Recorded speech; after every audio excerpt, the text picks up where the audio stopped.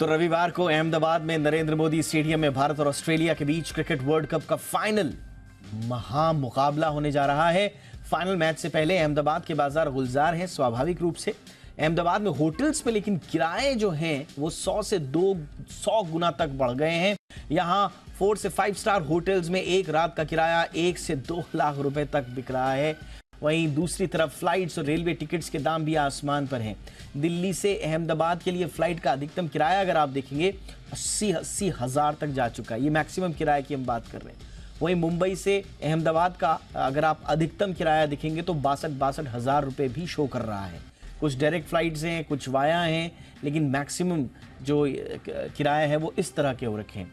World cup में उम्मीदों की चमक कितनी है, आज इसी विषय पर हम कर रहे हैं चर्चा। मेरे साथ खास मेहमान मौजूद हैं। मलय नीरव हमारे साथ जुड़ चुके हैं, जाने माने खेल पत्रकार हैं। मलय जी बहुत बहुत स्वागत है। इसके अलावा हमारे साथ सुभाष गोयल साहब हैं, चेयरमैन हैं STIC ट्रैवल के। सुभाष जी बहुत बहुत स्वागत है आपका भी। और मेरे साथ मेरी सहयोगी किरण चोपड़ा भी जुड़ चुकी हैं अहमदाबाद से। किरण आपका भी बहुत बहुत स्वागत। पहले तो किरण ग्राउंड रियलिटी हमें बताएं, यहाँ से तो हमें हर प्राइस ऐसा दिख रहा है बिल्कुल तिगुने चौगुने दाम पर। आपका एक्सपीरियंस क्या रहा? क्या सच में इतना महंगा हो गया है? खबर तो ये तक आ रही थी कि लोगों ने अस्पतालों के बेड तक बुक करा रखे हैं वहां। देखिए, आपने उम्मीदों की चमक कहा और मैं ये कहूँगी कि ये चमक आपकी जेब पर बहुत बहुत भारी पड़ने वाली है। आप स्ट्रगल देखिए, पहला स्ट्रगल आप करते हैं कि आपको टिकट मिल जाए, जो आपकी मिलनी लीगली वे में बड़ी मुश्किल है। आप ब्लैक कर रहे हैं, इलीगल वे में टिकट मिल रही है। और मैं आपको बताऊँ, बहुत से लोग 1 से 1.5 लाख रुपए में टिकट भी खरीदने को तैयार है। अगर आप ब्लैक में वो टिकट खरीद लेते हैं तो दूसरा कि आप अहमदाबाद पहुँचेंगे कैसे? अहमदाबाद पहुँचने के लिए जैसे आपने बताया फ्लाइट्स, ये तो मैं खुद अनुभव कर चुकी हूँ। मेरे भी कुछ जान पहचान के लोग यहाँ आना चाह रहे थे, वो भी 40-50 हजार से कम फ्लाइट नहीं ले रहे हैं। और तीसरी सबसे बड़ी बात, अगर आप यहाँ आ भी जाते हैं तो आप रुकेंगे कहाँ? तो इसका भी अनुभव मैं सबसे पहले अपना ही बताती हूँ, इससे पहले कि हम कहें कि हम बाकियों का अनुभव आपको करके बताएं, क्योंकि मैं हर वर्ल्ड कप मैच कवर कर रही हूँ। हमने बुकिंग 2 महीने पहले से करवा रखी थी। मैं खुद एक्साइटेड था कि आपको पहले सही ठौर ठिकाना मिला रुकने का या नहीं, और मिला तो मिला कैसे, ये भी सीक्रेट बताएं। जी देखिए, क्योंकि हमें पता था कि मुझे वर्ल्ड कप कवर करना है, तो हमने तकरीबन 2 महीने पहले से कुछ होटल्स बुक करा रखे थे। सबसे पहला स्कैम मैं कहूँगी जो मैंने झेला वो भारत पाकिस्तान के मैच में 14 जो अक्टूबर को हुआ था उसमें झेला।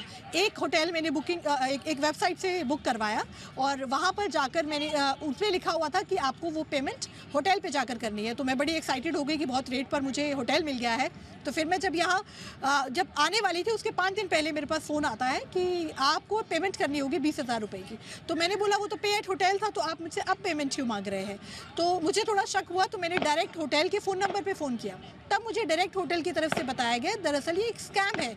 यानी मैं जिस वेबसाइट की बात बता रही हूँ वर्ल्ड की लीडिंग ट्रैवल वेबसाइट है, जिस पर जाकर आप अमूमन होटल बुक करते हैं। उन्होंने हमें बताया कि दरअसल उनका एक पुराना एम्प्लॉय जो छोड़ के जा चुका है, उसने अपनी तरफ से वेबसाइट पर होटल को लिस्ट कर दिया और उसके बाद वो आपसे पैसा लेके वो घपला कर देता। यानी अगर मैं मैच देखने वहाँ जाती तो मेरे पास होटल नहीं होता। अब ये बात तो रही पिछले मैच की, अब मैं बात करती हूँ इस मैच की फाइनल में। तो फाइनल में एक होटल हमने बुक करवाया, उसका लोकेशन हमें दिखा रहा था स्टेडियम के तकरीबन 5 मिनट दूर। तो एक जर्नलिस्ट के लिए हम जानते हैं फाइनल वाले दिन कितना काम रहता है, तो हम स्टेडियम के आसपास रहना चाहते हैं। तो मुझे खुशी हुई कि चलिए सही रेट, वो भी मुझे 10,000 रुपये पर नाइट दे रहा था, फिर भी हमने ले लिया। लेकिन जब हम अहमदाबाद में कल रात के 9:30 बजे लैंड करते हैं और जब हम उस लोकेशन पर जाते हैं जो कि गूगल मैप पर दिखाया गया था, उस लोकेशन पर कोई होटल था ही नहीं। और जब नहीं था फिर हमने अपने कैब ड्राइवर से पूछा, तो उन्होंने कहा ये होटल तो यहाँ से तकरीबन 55 किलोमीटर दूर है। तो आप समझिए एक जर्नलिस्ट के लिए जहाँ एक्शन हो रहा है उससे 55 किलोमीटर दूर रहना कितना मुश्किल है। फिर रातों रात मैंने गुजरात क्रिकेट एसोसिएशन में फ़ोन लगाया, क्योंकि रात के 10 बज गए थे इसी जद्दोजहद में। गुजरात क्रिकेट एसोसिएशन ने मुझे कुछ होटल्स के फ़ोन नंबर दिए और कहा कि इनके साथ हमारा कुछ टाइप है, बात कर लीजिए। फिर मैंने उधर फ़ोन किया तो उन्होंने बताया एक होटल का किराया, आप सुनिए हैरान रह जाएंगे, 1.5 लाख रुपये एक रात का। एक होटल ने बताया 50,000 जो कि 3 स्टार था। एक होटल जो 2 स्टार था वो 25,000 रुपये पर नाइट, और जो 4 स्टार था वो तकरीबन 70,000 रुपये पर नाइट। वो भी तब जब मैंने कहा कि मैं मीडिया से बिलोंग करती हूँ, अगर एक आम आदमी आ रहा है तो उसके लिए क्या रेट होंगे आप समझ जाइए। फिर इन दी एंड मुझे कहीं से एक जुगाड़ मिल के एक होटल जहाँ मैं पहले रुकी थी उनसे मैंने बात की, रिक्वेस्ट की, क्योंकि रात के 11 बज गए थे ये सब करते करते। तब उन्होंने कहा हमारे अवेलेबल, लेकिन उन्होंने भी जो मैच वाले 2 दिन थे यानी कल और परसों, उस दिन डबल से भी ज़्यादा किराया मुझसे लिया और बाकी दिन वो होटल मेरे को काफ़ी कम रेट पर दिया। तो ये ज़मीनी हकीकत है जो मेरे खुद के साथ हुई है, जो मैं आपको बता रही हूँ। और जो आप कह रहे हैं ये बिल्कुल सच है, 100% सच है। हर एक होटल यहाँ पर देखिए, हाइप जो इंडिया पाकिस्तान की हाइप थी वो ये था कि पहले से मैच तय था। तो जब तो मैंने उस वक्त ये देखा था कि कह रहे थे कि होटल बुक है, लेकिन जब मैं यहाँ आई थी तो मैंने देखा था कई होटल खाली थे जो बाद में सही रेट पे दे रहे थे। लेकिन ये फाइनल्स है और फाइनल्स आप जानते हैं कि पूरे वर्ल्ड से या लोग आने वाले हैं, वीवीआईपी लोग आने वाले हैं। और ये फाइनल अभी क्योंकि भारत यहाँ पहुँचा है तो वो 2-3 दिन का जो गैप आप समझ रहे हैं ना, इस वजह से होटल वाले और भी ज़्यादा मैं कहूँ कि अपनी मनमानी कर रहे हैं। तो ये आपको मैंने बताई परेशानी। सबसे पहले तो आप टिकट लीजिए, टिकट आपको मिल जाए बाई चांस तो फिर आप पहले तो फ्लाइट लीजिए, फ्लाइट भी मिल जाए आपको बहुत महंगी, तो फिर आपको उम्मीदों की चमक तो हमने बिल्कुल उम्मीदों की चमक तो कहा है। हमें लगा कि ठीक है, डिमांड ज्यादा है तो उस अनुपात में प्राइसेस थोड़े से ऊपर नीचे होंगे, लेकिन टिकट्स के दाम, होटल्स के दाम के साथ साथ वहां पर जो स्कैम्स हो रहे हैं, मतलब ऐसा लग रहा है कि हर कोई मौके को भुनाने की फिराक में, ये थोड़ा सा ये मन खट्टा करता है। गोयल साहब, ऐसा क्यों हो रहा है सर? ठीक है, सर्ज होता है, डिमांड बढ़ती है, थोड़ा बहुत चलता है, लेकिन ये एक्सपीरियंस जो किरण बता रही हैं ये तो डरा रहा है। नहीं, ये बिल्कुल सही बोल रही है किरण जी। और इसके खिलाफ हमने काफी बार मीडिया में भी और गवर्नमेंट को भी कहा है कि हमें एक अपर लिमिट एयरफेयर्स की और होटल्स की फिक्स करनी पड़ेगी, क्योंकि पहले ये होता था, जब से हमने फ्री मार्केट इकोनॉमी करी है, जब से बंद हो गया। तो अगर आप ये कर रहे हैं तो आप फिर कल को अस्पताल वाले भी, क्योंकि कोविड के टाइम में आपने देखा कि सबने अस्पताल खोल दिए लोग, और किस तरीके से एक बार पाकिस्तान का मैच मोहाली में हुआ था तो चंडीगढ़ में जितने घर थे लोगों ने अपने घर खोल दिए। तो हमें ऐसा ही कुछ करना पड़ेगा, एक मूवमेंट बनानी पड़ेगी ताकि एक्सप्लॉयटेशन ऑफ द कंज्यूमर ना करें।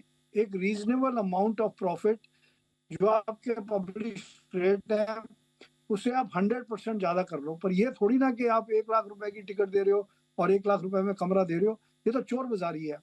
अभी मैंने पीछे देखा कि एक कोई आदमी 1 लाख की टिकट ब्लैक कर रहा था, उसको पुलिस पकड़ के ले गई। अरे भैया, उसको पकड़ के ले जा रही है, पर जो एयरलाइंस और होटल्स कर रहे हैं ब्लैक, उनको क्यों नहीं पकड़ के ले जा रही? और अगर आपने होटल रेट फिक्स नहीं करने फ्री मार्केट इकोनॉमी की वजह से, तो आप जो टैक्सी ऑपरेटर है जो एयरपोर्ट से होटल जाता है उसके आपने रेट फिक्स करे हुए हैं, और अगर वो ज्यादा चार्ज करता है तो उसका चालान होता है। नहीं सर, अगर कोई तो नहीं, गरीब गोयल साहब इसमें शिकायत किससे करें? जब गुजरात क्रिकेट एसोसिएशन से एफिलिएटेड या उनके साथ संबद्ध जो होटल्स हैं वहां ही 1.5 लाख रुपए होगा किराया, तो फिर कहां जाएगा आदमी? ये तो ministry of tourism, Gujarat government और director general of civil aviation, इनको एक रेगुलेट करनी पड़ेगी। एक एविएशन रेगुलेटरी अथॉरिटी है। अगर आप इस तरीके से एयरलाइंस को लूट करने देंगे तो मैं समझता हूं कि ये फ्री मार्केट इकोनॉमी का मतलब ये नहीं है कि आप लोगों को लूट लो। तो ये तो लूटना है, ये डिमांड और सप्लाई का नहीं है। और इसका एक ही तरीका है कि पब्लिक मूवमेंट होनी चाहिए और लोगों को अपने घरों में गेस्ट अकोमोडेशन होनी चाहिए, ये जहां पर भी क्रिकेट का शो। एब्सोल्युटली। देखिए, ये उम्मीदों में, उत्साह में ये खलल, ये चीजें बड़ी खलल डालती हैं। आज ही हम रेलवे का भी देख रहे थे कि छठ की पूजा है, लोगों को घर जाना है, टिकट ट्रेन्स वगैरह बढ़ाई, लेकिन उसके बावजूद आप प्राइस सर्च देख लीजिए। चलिए, ये तो खुशी का मौका है, हर कोई जाना चाहता है अहमदाबाद की, भाई हम फाइनल्स में पहुंच गए हैं, फाइनल्स हम जीत के भी आएंगे, इस मौके का गवाह बनना है, तो वो खुशी के मौके पर जा रहे हैं। बालासोर ट्रेन हादसे में जब हुआ था उस समय क्या हुआ था? उस समय भी यही टिकट्स अचानक से हाई हो गए थे क्योंकि हर किसी को अपने परिजनों से मिलने जाना था। तो ये तो देखिए, कहीं ना कहीं आपको लगाम लगाना पड़ेगा, चाहे वो डीजीसीए लगाए, चाहे वो सिविल एविएशन मिनिस्ट्री लगाए, चाहे वो गवर्नमेंट की कोई भी एजेंसी लगाए, लेकिन ये ठीक बात नहीं है। लेकिन बहरहाल मैं अब आगे चलूंगा, थोड़ा सा अब मूड माहौल को थोड़ा सा चेंज करें। मैं मलय नीरव सर के पास जाना चाहूंगा। सर, देख लिया आपने हाल क्या है? अब ठीक है, जो इसमें चांदी पीटेगा कोई बात नहीं, उनका हिसाब किताब भी होगा आगे। लेकिन ये बताइए, अहमदाबाद से जो ये चमक दिखाई दे रही है, ये इंडियन टीम की, मैं फाइनल्स के एनालिसिस पे बाद में जाऊंगा सर, लेकिन एज अ ब्रांड जो हमारी टीम चमकी है और जो हमारी टीम के खिलाड़ी चमके हैं, जरा उनके बारे में बताइए सर। क्या ब्रांड वैल्यू इस वक्त आप आंक रहे हैं?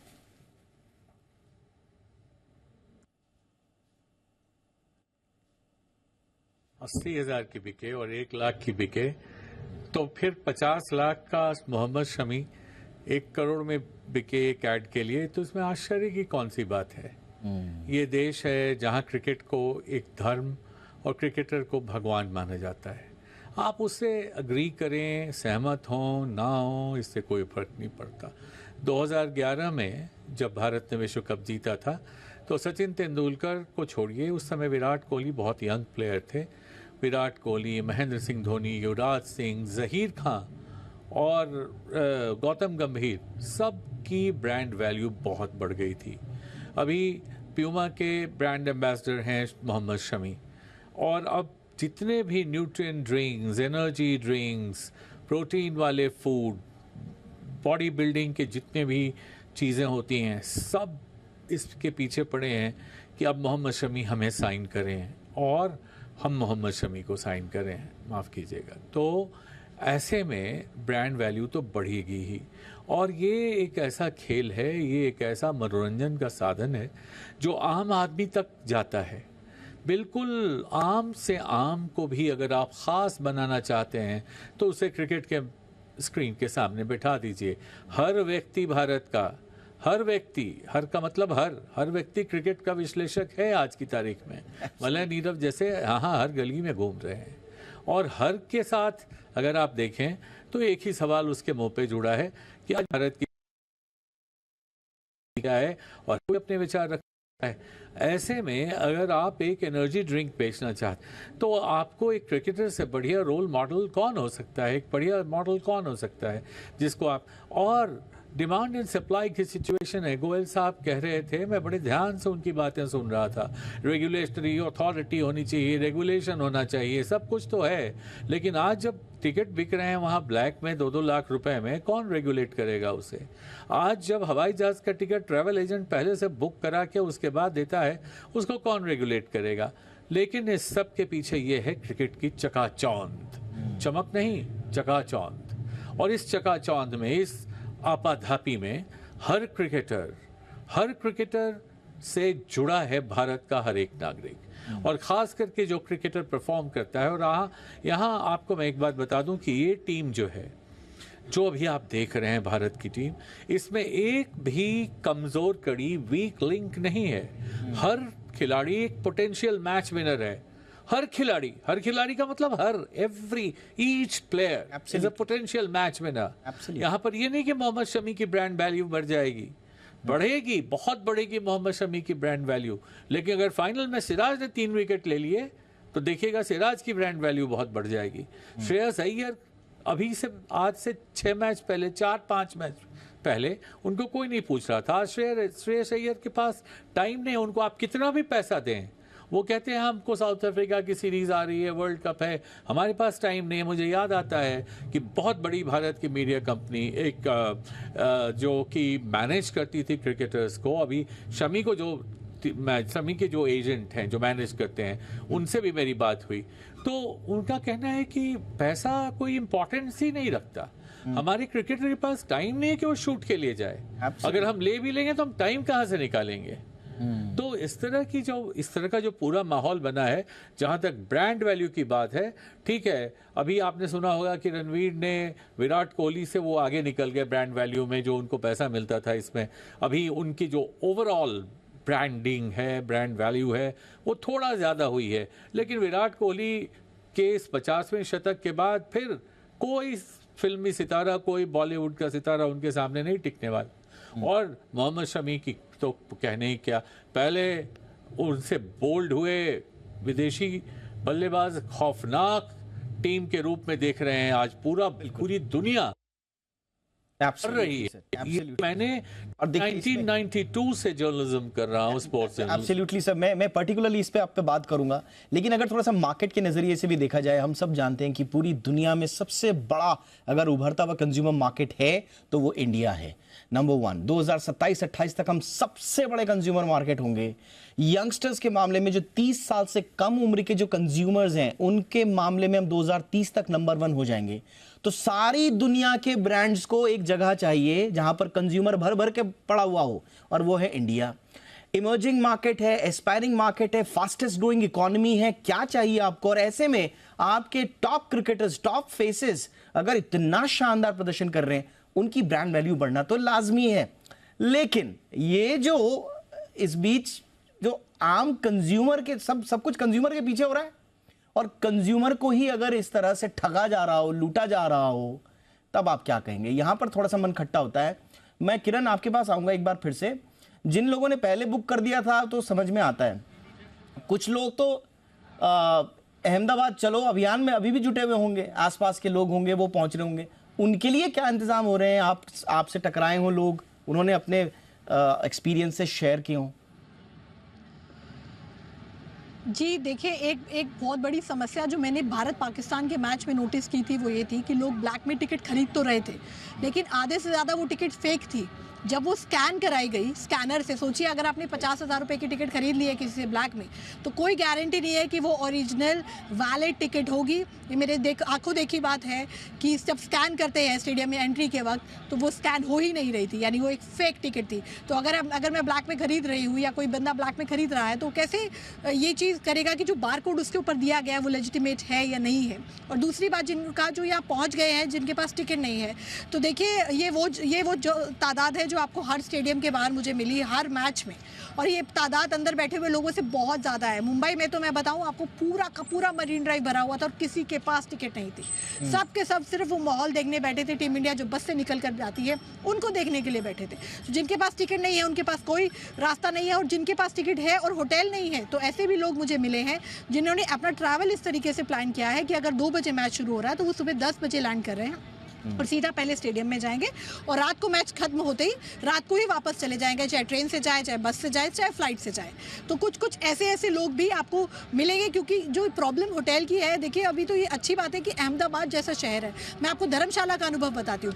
धर्मशाला में जहाँ पर स्टेडियम के पास, क्योंकि टूरिस्ट स्पॉट भी वो बहुत बड़ा है, लिमिटेड होटल्स है क्योंकि हिल्स पर है, वहाँ पर भी जब भारत और न्यूजीलैंड का मैच था, वहाँ पर भी 15,000 पर नाइट में आपको एक कमरा मिल रहा था, धर्मशाला जैसी जगह में भी। यहाँ पर तो बहुत बड़ी संख्या में होटल्स है अहमदाबाद में, आप जानते हैं। तो यहाँ पर फिर भी, और जो आपने बात अभी गेस्ट भी हमारे कह रहे थे कि हमको घर खोल देने चाहिए, तो होम स्टे भी यहाँ पर बहुत से लोगों ने खोले हैं, हॉस्टल्स भी है, और ये बात सच है, बहुत से लोगों ने होम स्टे कई ऐसी वेबसाइट पर जाकर अपना इच्छा जताई है कि अगर कोई आ रहा है तो हमारे यहाँ आके रह सकता है। तो वो भी आपको अहमदाबाद में देखने को मिलेगा। लेकिन इस सब चीज़ के बीच में भी आपको कहीं भी 1% भी किसी भी फैन का जोश कम होते नहीं देखने का मिलेगा, और यही भारतीय क्रिकेट की सबसे बड़ी ताकत है। आप तमाम मुश्किलों के बाद उस स्टेडियम के अंदर पहुंच जाए, जितना भी पैसा आपने भरा हो, मोमेंट आप वहां पहुंच जाएंगे, आप जानते हैं कि आप अपनी जिंदगी का सबसे बड़ा मोमेंट देखने जा रहे हैं। ये फैंस के साथ देखिए, आपने सही कहा किरण, और फैंस के साथ देखिए, फैन के साथ ना हम कहाँ फंस जाते हैं, वो मॉरल इश्यूज आ जाते हैं। हम फैंस के लिए बोलेंगे कि साहब ब्लैक में टिकट हो रहे हैं, ये फैंस जो हार्डकोर फैंस है ना, वो बोलेंगे कि पैसा दे रहा हूं मैं, आप दो ना टिकट, ब्लैक में लेने को तैयार हूं। यहां पर प्रॉब्लम आ जाती है कि अब बोले तो बोले, किसे बोले, कैसे बोले। और ये जो आप बोल रहे हैं, इतने सारे जो होम स्टेज खुल रहे हैं, होटल्स खुल रहे हैं, कितने सारे स्कैम्स भी आए हैं, फर्जी टिकट, नकली टिकट, ये सारे के सारे उस एस्पिरेशन का, उस प्यार का, आप कहें कि वो मैच देखने की जो लालसा है, ये सब उसी के पीछे हो रहा है। ये बड़ा दुर्भाग्य है कि कुछ लोग इसमें भी अपना मुनाफा, अपना ये सब देखने की कोशिश करते हैं।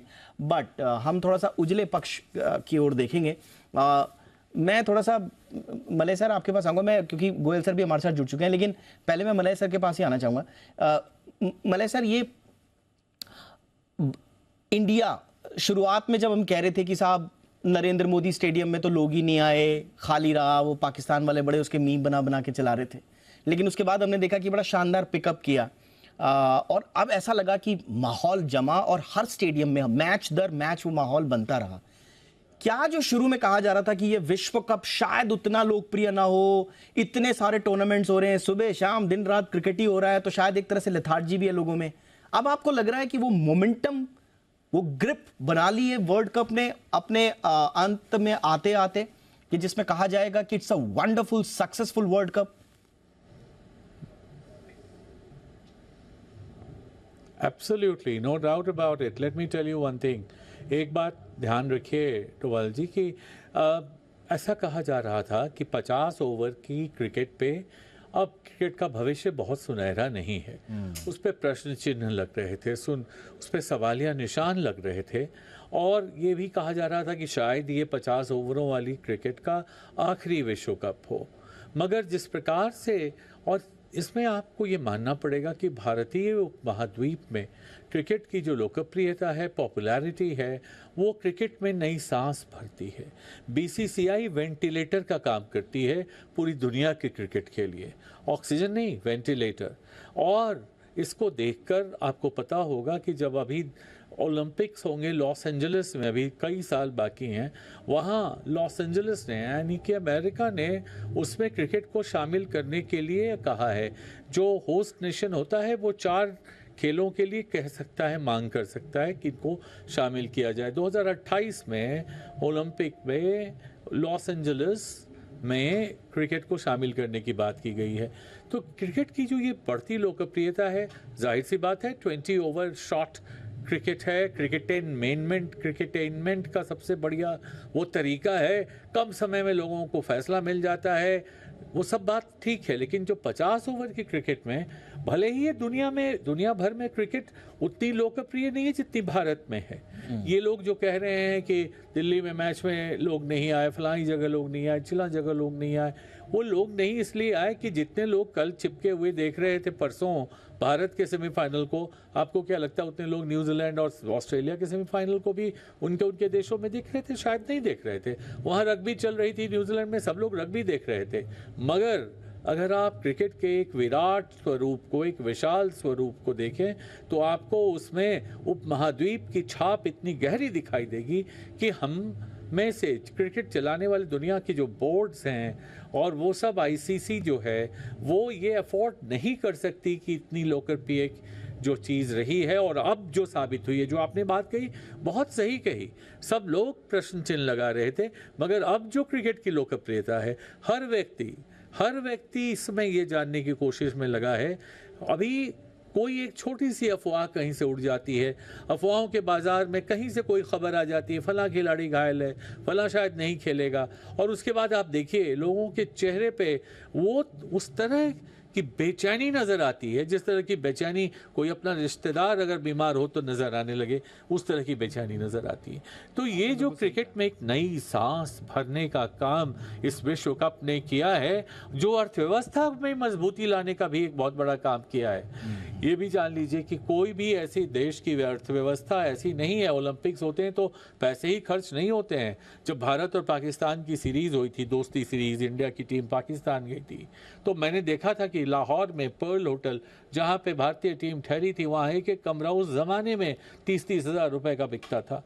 तो इस तरह की बात है कि पूरी अर्थव्यवस्था को एक बूस्ट मिलता है, इकोनॉमी को एक बूस्ट मिलता है, इस बात से आप इनकार नहीं कर सकते। इसका मिसयूज भी होता है, इसका अब्यूज भी होता है। नहीं, हम सब जानते हैं अब्यूज हो रहा है, ओपन मार्केट इकोनॉमी के नाम पर अब्यूज होता है, धरपकड़ होती है। आपने सही कहा सर, और इसका हमने एनालिसिस भी किया था, एब्सोल्युटली सर। कतर जैसा देश, बहुत अच्छा, एब्सोल्युटली सर, कतर जैसे देश ने फीफा वर्ल्ड कप का आयोजन किया। कहा जाता है कि उसको काफी नुकसान हुआ, लेकिन उसके लॉन्ग टर्म स्ट्रैटेजी थी। उसने सोचा था कि कतर विश्व के नक्शे पर आएगा, और उसका अब सपना है आगे का कि कोई बात नहीं, हमारा पैसा लगा, खर्चा हुआ, लेकिन कम से कम पर्यटन के नक्शे पर तो हम आ रहे हैं। तो लॉन्ग टर्म स्ट्रैटेजीज भी होती है, और उस भारत के साथ तो वो क्राइसिस भी नहीं है। और हमने देखा था कि क्रिकेट के आसपास जो एंसिलरीज बिजनेसेस हैं, जो छोटे रेडी पटरी वाले लोग हैं, जो मर्सेंटाइज वाले लोग हैं, उनकी भी अच्छे खासी कमाई हुई है, एक इकोनॉमी को बूस्ट मिला है। लेकिन गोयल सर ये बताइए, ये सब होटलों, हाँ, छोटा सा झंडा बेचने वाला, एब्सोल्युटली सर, एब्सोल्युटली अग्री, बिल्कुल। लेकिन गोयल सर ये बताइए, ये इकोनॉमी में ये पैसा आएगा भी, ये सब होटलों की जेब में जा रहा है ये? नहीं, देखो, इनडायरेक्टली तो इकोनॉमी में आएगा, क्योंकि होटल्स ने जीएसटी पे करना है, लग्जरी टैक्स पे करना है, सारे टैक्सेस पे करने हैं। बट नॉर्मली क्या होता था पुराने जमाने में, जब डीजीसीए फेयर्स को रेगुलेट करता था, ऐसी सिचुएशन में हर एयरलाइन एक्स्ट्रा फ्लाइट चलाती थी। तो इस बार एक्स्ट्रा फ्लाइट चलाने की बजाय वो उन्हीं सीटों पे ब्लैक कर रहे हैं। So that is something that should be stopped. और दूसरा जो पॉइंट आया था कि ट्रैवल एजेंट बुकिंग करके फिर ज़्यादा प्राइस में बेच सकते हैं, ट्रैवल एजेंट नहीं कर सकता ऐसे, क्योंकि एयरलाइन सीट्स जो हैं वो नंबर्ड होती हैं और कंप्यूटराइज सिस्टम है। द मोमेंट यू ब्लॉक, जैसे ही आपने कंप्यूटर में सीट ब्लॉक कर ली तो वो सीट और कोई नहीं बेच सकता और वो उसी पैसेंजर को मिलेगी। क्या बात कर रहे हैं और सर, फिर हम तो डीप फेक पे पूरा शो चला रहे हैं सर। आज तो प्रधानमंत्री नरेंद्र मोदी ने भी बोल दिया ये डीप फेक हाँ। का किस तरह से है ये और ये उन मामलों में किस तरह से काम करता है। वो एक अलग है, ये सॉरी जी, ये डार्क पैटर्न, डीप फेक अलग हो गया, यहाँ पर काम करता है डार्क पैटर्न। तो जो एजेंट्स हैं, ट्रैवल एजेंट्स या जो वेबसाइट्स हैं, ये डार्क पैटर्न से कैसे आपको शुरू का टिकट दिखाएंगे बिल्कुल 4,000 रुपए का दिख रहा है, करते वो टिकट में जो पता चलता है आपको 7,000 8,000 रुपए देने पड़ रहे हैं। ये अक्सर होता है। नहीं, ऐसा नहीं होता। एक यील्ड मैनेजमेंट सिस्टम होता है, वो कंप्यूटराइज्ड होता है, एल्गोरिदम।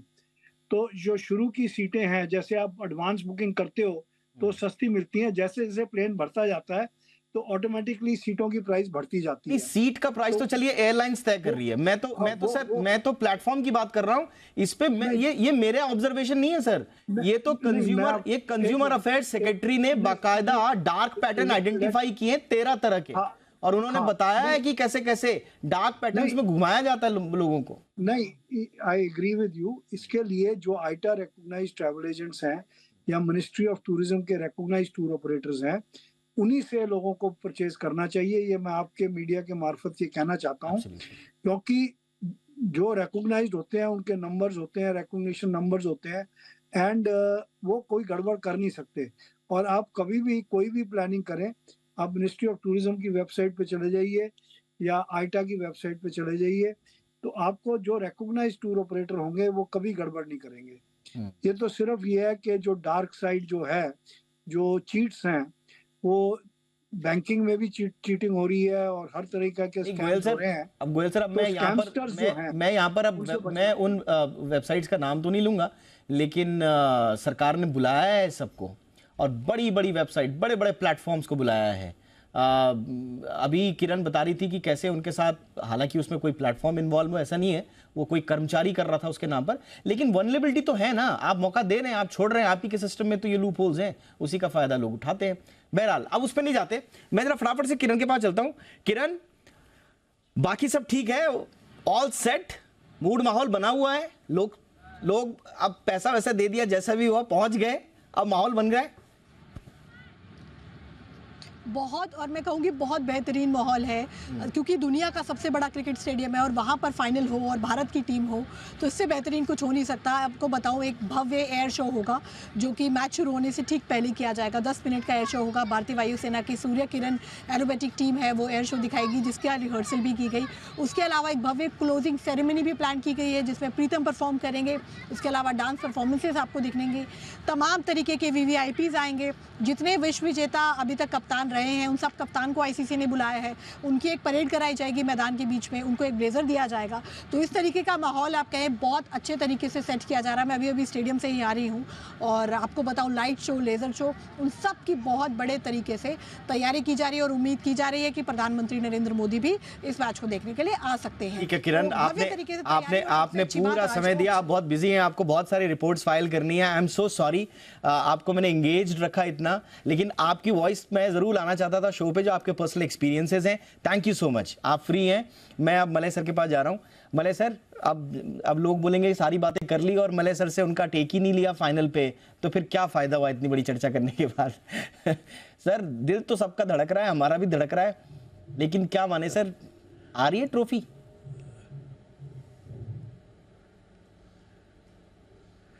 बिल्कुल आ रही है, वाह, बिल्कुल आ रही है। आप दरवाजे पे दस्तक दे रही है, और मुझे बच्चन जी की कविता याद आ रही है कि बस आ पहुंचे दूर नहीं, कुछ 4 कदम मधु चलना है, चहक रहे सुन पीने वाले, महक रही है मधुशाला। वाह, तो अब तो बस 2-4 कदम मधु चलना है। ऑस्ट्रेलिया की टीम जिस तरह से कल खेली है, भारत की टीम को बहुत राहत मिली होगी कि अगर इसी ऑस्ट्रेलियाई टीम के साथ खेलना है तो बहुत कठिन नहीं होने वाली है डगर पनघट की भारत के लिए, कठिन होगी डगर पनघट की ऑस्ट्रेलिया के लिए। क्या बात है सर, क्या बात है, और जीत की मधु रहे। और आपके लिए गोयल सर ताली बजा रहे हैं सर, बहुत शानदार। हम भी यहाँ से ताली बजाना चाहते हैं, सारे दर्शक बजाना चाहते हैं, और जीत की मधु रहे। और नरेंद्र मोदी स्टेडियम का मैदान रहे तो ये नरेंद्र मोदी स्टेडियम ही मधुशाला में तब्दील हो जाएगी, जहां हर कोई जीत में, उल्लास में, हर्ष में, सब में गोते लगाएगा। बिल्कुल बिल्कुल, हमारी यही एकदम उम्मीद है।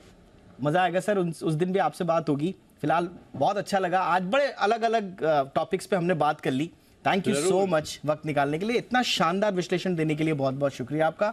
गोयल सर आपको भी प्रणाम। Thank you so much. आपको भी प्रणाम सर गोयल सर, और धन्यवाद। आपने भी कई बातें उसमें रखी अपनी, बहुत बहुत शुक्रिया।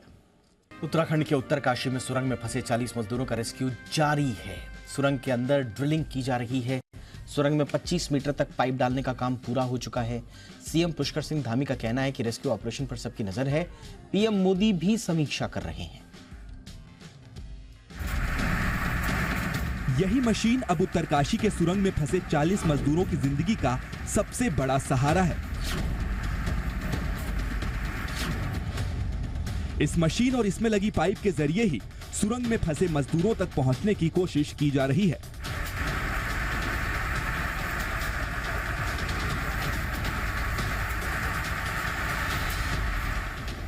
बीते 6 दिनों से उत्तराखंड के सिलक्यारा सुरंग में सबसे बड़ा रेस्क्यू चल रहा है, जहां धंसे हुए सुरंग से मजदूरों को निकालने की कोशिश है। ऐसा लग रहा है कि अगले कुछ घंटों में उत्तरकाशी से बड़ी राहत की खबर आ सकती है। पहले की गलती से सबक लेते हुए ऑगर मशीन का बैकअप भी रखा गया है, ताकि ड्रिलिंग मशीन में अगर खराबी आए तो दूसरे मशीन से ड्रिल की जा सके। 40 मजदूरों को बचाने के लिए रेस्क्यू टीम के 98 जवान दिन रात लगे हुए हैं। इस बीच अच्छी खबर यह है कि सुरंग में फंसे सभी 40 मजदूर ठीक हैं। रेस्क्यू टीम और अधिकारी लगातार उनके संपर्क में हैं। एक छोटी पाइप के जरिए उन तक खाना पीना और ऑक्सीजन की सप्लाई की जा रही है। इन मजदूरों को टनल से बाहर निकालना रेस्क्यू टीम के लिए बड़ी चुनौती है। पहाड़ जैसी चुनौती से निपटने के लिए रेस्क्यू टीम के लोग 3 अलग अलग शिफ्ट में काम कर रहे हैं। मजदूरों को बाहर निकालने में कितना वक्त और लगेगा, अभी रेस्क्यू टीम साफ साफ कोई समय नहीं बता रही है। जिनके अपने इस सुरंग में फंसे हुए हैं, उनके परिवार के लोगों की सांसें भी अटकी हुई हैं। एक ऐसा ही पिता अपने बेटे को बचाने उत्तरकाशी तक आ पहुंचा। इस पिता ने पाइप के जरिए बेटे से बात की तो उसे कुछ राहत मिली। इस बीच स्थानीय प्रशासन ने सुरंग के पास ही 6 बेड का अस्थायी अस्पताल तैयार किया है। साथ ही अस्थायी हेलीपैड भी बनाया गया है, ताकि किसी मजदूर को एयर एम्बुलेंस की जरूरत पड़े तो तुरंत उन्हें बड़े अस्पताल में पहुंचाया जा सके। सिर्फ 40 मजदूरों का परिवार ही नहीं, बल्कि पूरा देश उत्तरकाशी के सुरंग में फंसे मजदूरों की सलामती के लिए प्रार्थना कर रहा है। उम्मीद है कि अगले कुछ घंटों में सभी मजदूर सुरक्षित बाहर निकल जाएंगे। अंजलि सिंह के साथ रामानुज, जी मीडिया, उत्तरकाशी। अब सियासी पिच का रुख करते हैं 5 की पिच।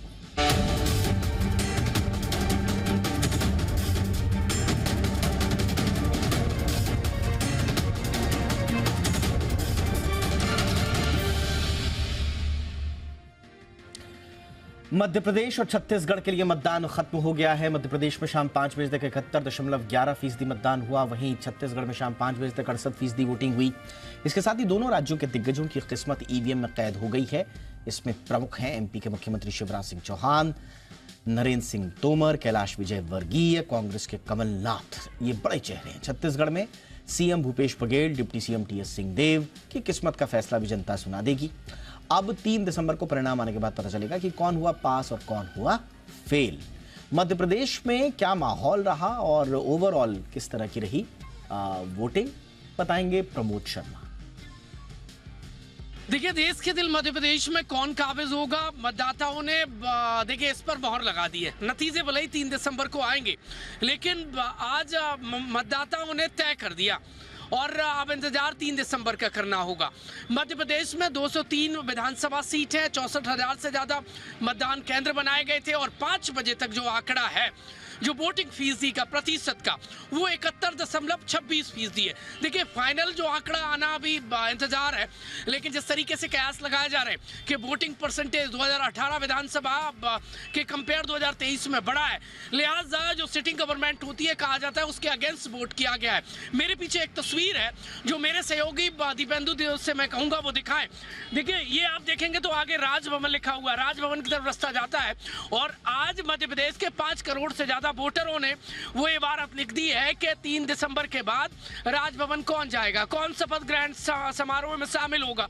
अब देखिए, जो दिग्गज नेता है, चाहे वो बीजेपी के कैलाश विजयवर्गीय हो, चाहे केंद्रीय मंत्री नरेंद्र सिंह तोमर हो, फग्गन सिंह कुलस्ते हो, राकेश सिंह हो, या मुख्यमंत्री शिवराज सिंह चौहान हो, इनके और कांग्रेस पार्टी जो अस्तित्व की लड़ाई लड़ रही है मध्य प्रदेश में, वो चाहे कमलनाथ हो, अजय सिंह हो, या अन्य जो दिग्गज नेता है, इनके भविष्य का फैसला ईवीएम में कैद हो गया है।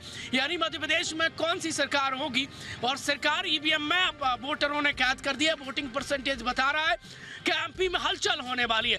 राजभवन कौन जाएगा ये तो 16 दिन बाद पता चलेगा, लेकिन अब वो वक्त है कि आगामी 16 दिन मध्य प्रदेश के जो नेता है वो ख्याली पुलाव पकाएंगे। उनके अपने अपने प्रेडिक्शन होंगे। वो अभी पहले मैदान में मोर्चा संभाले थे, लेकिन अब 16 दिन मंथन करेंगे और वो ख्याली पुलाव पकाते नजर आएंगे। नतीजे बताएंगे कि ये जो ख्याली पुलाव है, इसका स्वाद किसके लिए खट्टा और किसके लिए मीठा होता है, ये नतीजे बताएंगे। लेकिन 16 दिन सन्नाटा मध्य प्रदेश में पसरा रहेगा। दिग्गज नेताओं के भविष्य पर देखिए, अब वोटर ने मोहर लगा दी है, और किसका भविष्य संवरेगा और किसका भविष्य बिगड़ेगा ये नतीजे बताएंगे। लेकिन मध्य प्रदेश में जिस तरीके से जो मतदान केंद्र पर भीड़ देखी गई, वोटरों ने जिस तरीके से बढ़ चढ़कर वोट किया है, वो एमपी में ऐतिहासिक देखा गया। हिस्टोरिकल मूवमेंट देखे गए। कोई नदी पार करके जा रहा है, कोई विषम परिस्थितियों में जा रहा है, ट्राइबल एरिया में देखिए लाख कठिनाई के बावजूद लोग वोट करने पहुंचे। तो ये खूबसूरत तस्वीर देश के दिल मध्य प्रदेश के अलग अलग हिस्सों से हमें नजर आई है। देखिए, दिग्गज नेताओं का भविष्य का फैसला 3 दिसंबर को होगा। वोटरों ने मोहर लगा दी है और एमपी की अगली सरकार ईवीएम में कैद हो गई है।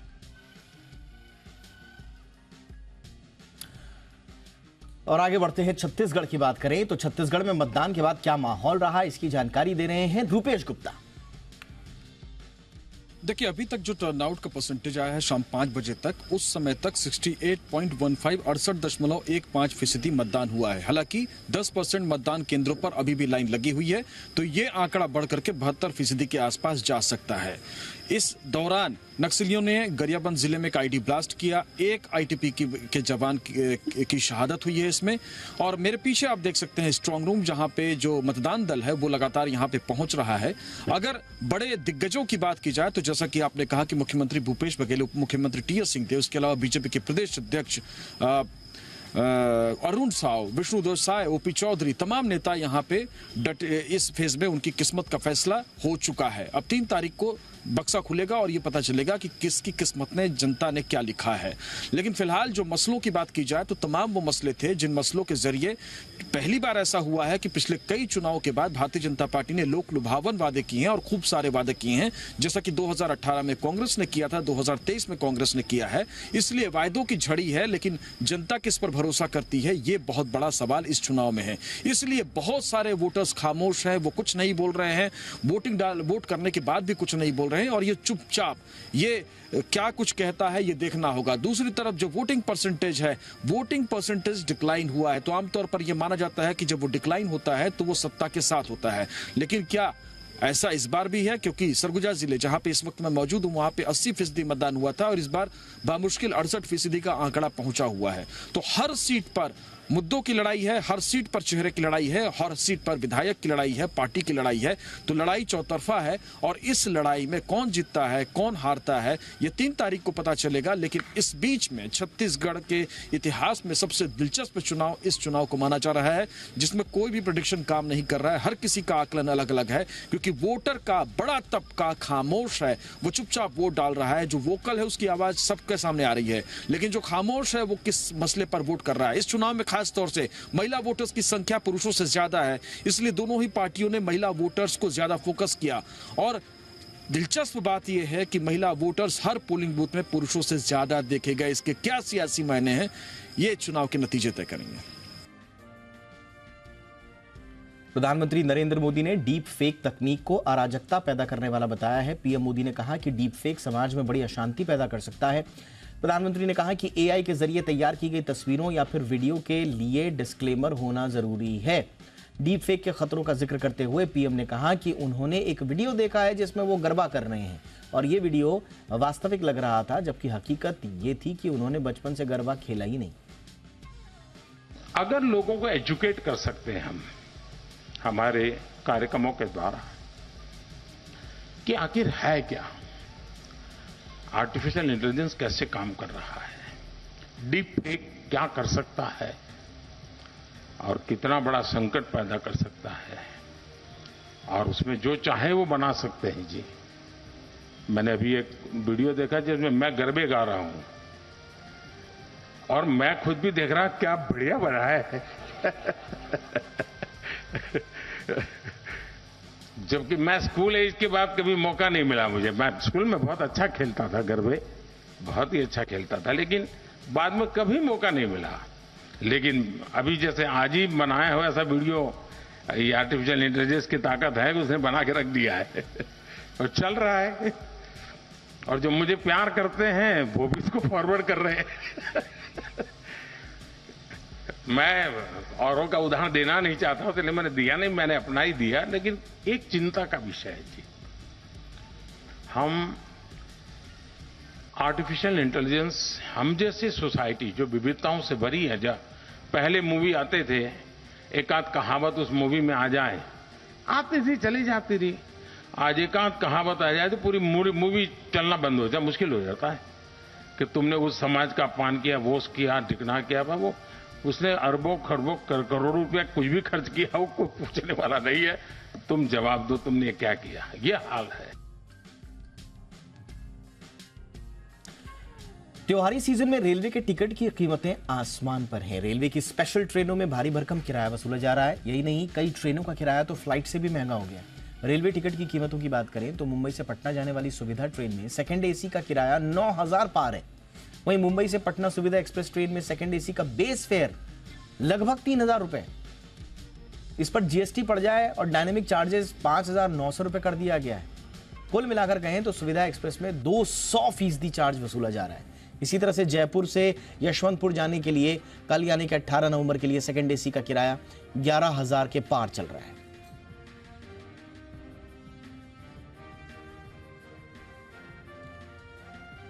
आरबीआई ने बैंक एनबीएफसीज के कंज्यूमर लोन पर रिस्क वेटेज 100% से बढ़ाकर 125% कर दिया है। इसका बैंकों पर कैसा असर होगा, इस पर जी बिजनेस की एग्जीक्यूटिव एडिटर स्वाति खंडेलवाल ने एक्सक्लूसिव बातचीत की एसबीआई के चेयरमैन दिनेश खारा से। आइए सुनते हैं।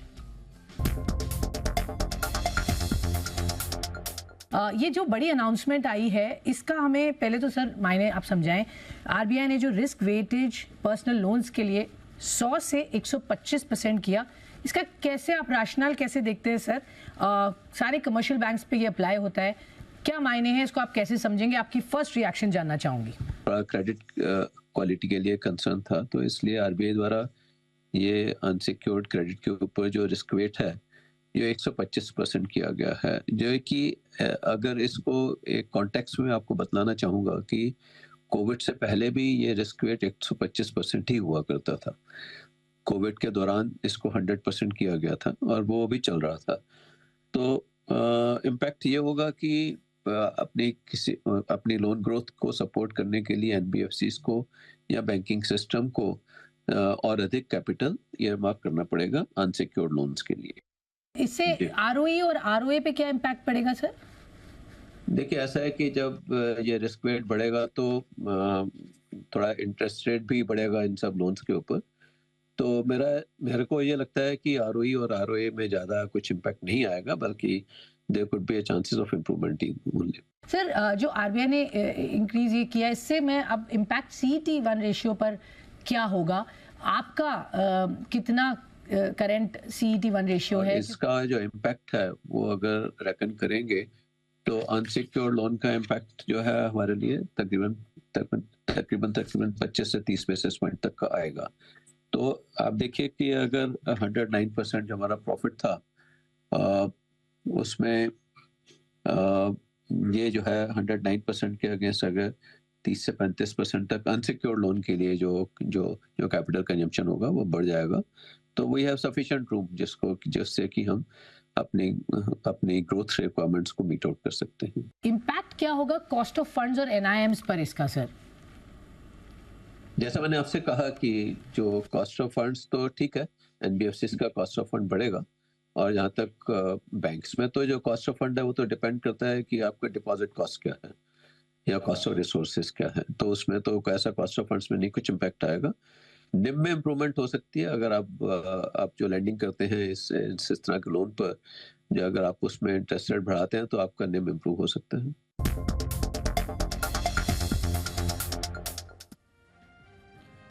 आइए अब देखते हैं इस हफ्ते का टेक टॉप 10।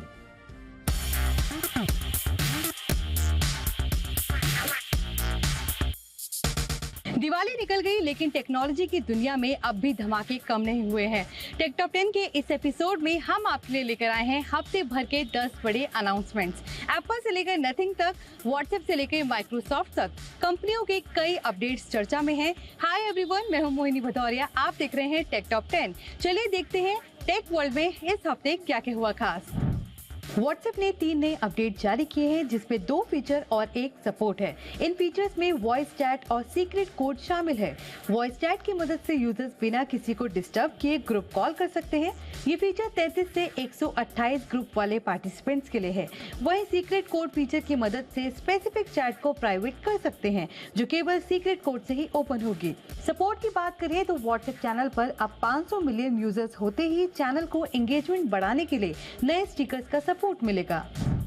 एप्पल ने आईफोन 14 यूजर्स को दी गुड न्यूज। कंपनी ने अनाउंस कर बताया कि आईफोन 14 यूजर्स को अगले साल तक के लिए फ्री में इमरजेंसी SOS फीचर मिलना शुरू हो गया है। इसकी मदद से यूजर्स इमरजेंसी में बिना सेल्यूलर और वाईफाई कनेक्शन के सैटेलाइट के जरिए कॉल कर सकते हैं। इसके लिए उन्हें अगले 1 साल तक कोई भी चार्ज नहीं देना होगा।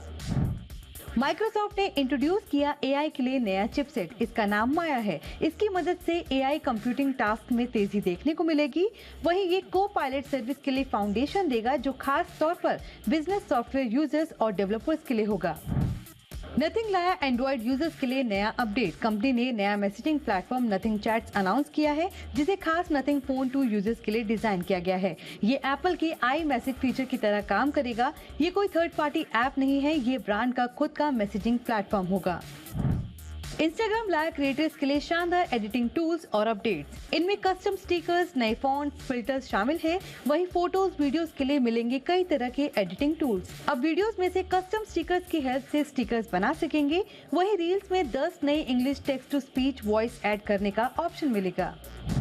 YouTube ने फर्जी वीडियोस पर लगाम लगाने के लिए नई गाइडलाइन जारी की है। YouTube ने कहा कि यूट्यूबर को अब AI के इस्तेमाल से बनाए गए वीडियो की देनी होगी जानकारी। ऐसा नहीं करने पर कार्रवाई होगी। मैनिपुलेटेड AI कंटेंट के लिए अब YouTube पर कोई जगह नहीं होगी। YouTube technically modified AI content को या तो YouTube से हटा देगा या फिर लेबल लगा देगा। गूगल फोटोज लाया AI बेस्ड फीचर्स। इसका नाम फोटो स्टैक्स है। इससे यूजर्स गैलरी में पड़े फालतू स्क्रीनशॉट्स और डॉक्यूमेंट्स को एल्बम्स में कैटेगराइज कर सकते हैं। यानी अगर आपने सनसेट या ग्रुप फोटोज एक जैसे क्लिक कर ली हैं तो उन्हें ये कैटेगराइज या फिर रिमूव कर देगा। आईटेल लाया आईफोन जैसा फीचर। अब आईटेल S23 प्लस में दिखेगा डायनेमिक बार अपडेट। ये फीचर हूबहू एप्पल की फीचर डायनेमिक आइलैंड की तरह काम करेगा। इसमें face unlock, background call, charging animation, charge पूरा होने का रिमाइंडर और लो बैटरी रिमाइंडर जैसे सर्विसेज मिलेंगी। इसके अलावा फोन में मिलेगा AR मेजर फीचर। नॉइस ने लॉन्च की कलरफिट प्रो 5 स्मार्ट वॉच। ये एमोलेड डिस्प्ले SOS फीचर से लेस है।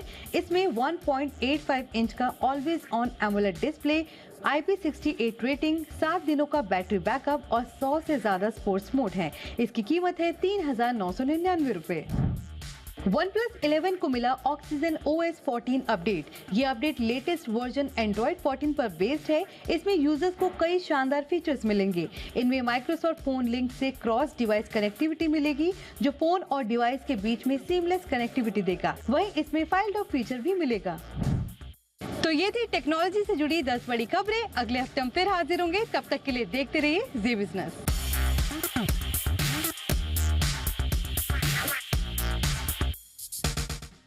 इंडिया 360 में आज बस इतना ही। #ZIndia360 याद रखिए।